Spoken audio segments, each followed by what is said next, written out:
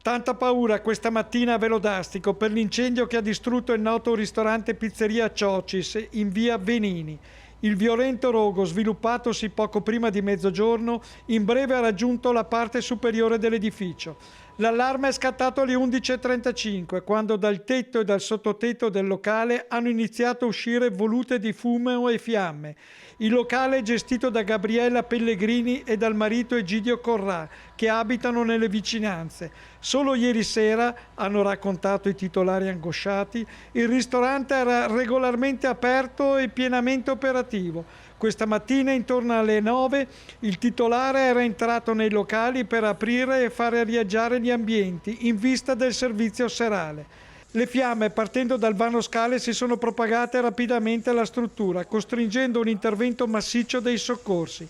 In via Venini sono arrivati 14 vigili del fuoco con 2 autopompe, 3 autobotti e un'autoscala, provenienti dai distaccamenti di Schio, Tiene, Asiago e dalla centrale di Vicenza.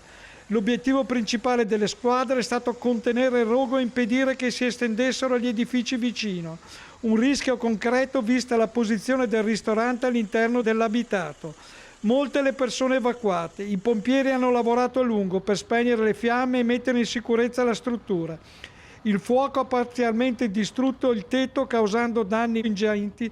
Il locale di fatto risulta quasi completamente distrutto nella parte superiore, con pesanti conseguenze per l'attività.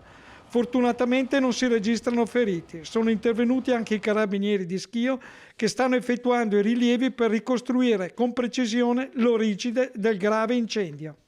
Le operazioni di bonifica e messa in sicurezza sono proseguite per diverse ore. A Velodastico resta ora l'amarezza per un'attività molto conosciuta e apprezzata in tutto il circondario, messa in ginocchio dalle fiamme.